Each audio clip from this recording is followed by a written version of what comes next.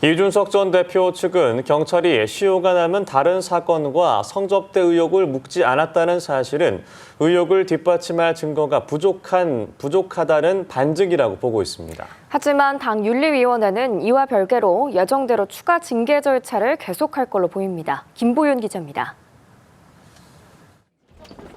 김성진 아이카이스트 대표가 국민의힘 이준석 전 대표에게 성접대를 제공했다고 주장한 시점은 2013년.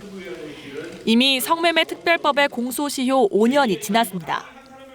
하지만 2015년 명절에 건넨 선물과 하나의 범죄로 묶으면 오는 23일까지 공소시효가 남아 처벌 가능성이 열려 있었습니다.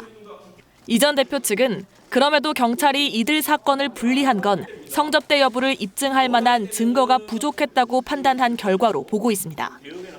이 전 대표 측 변호인은 경찰이 성접대 여부에 관해 다툴 여지가 있다고 판단했다면 기소해서 검찰이 살펴보도록 했을 것이라고 설명했습니다.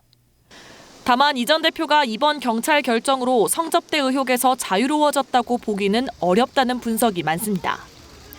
경찰이 증거인멸 교사 의혹과 무고 고발건을 계속 수사하겠다고 밝힌 만큼 이를 통해 성접대 여부의 판단이 나오거나 사법심판대에 오를 수도 있습니다. 당 윤리위원회 역시 이 전 대표에 대한 추가 징계 절차를 예정대로 진행할 것으로 보입니다. 앞서 이 전 대표에게 당원권 정지 징계를 내린 사유가 성접대 의혹 자체가 아닌 성접대 무마 의혹이었던 데다 지난 18일 추가 징계를 개시한 사유 역시 윤석열 대통령 등에 대한 양두구육, 신군부 같은 언행이 문제였기 때문입니다. 윤리위는 오는 28일 전체 회의를 통해 이 전 대표에 대한 추가 징계 수위를 결정할 것으로 보입니다. 이 전 대표 측은 윤리위가 결정을 내리는 즉시 가처분 신청을 내겠다며 이미 관련 준비는 마쳤다고 밝혔습니다. 이 전 대표는 경찰의 불송치 결정이 알려진 지 약 1시간 뒤 자신의 SNS에 당원 가입을 독려하는 짤막한 글을 올렸습니다.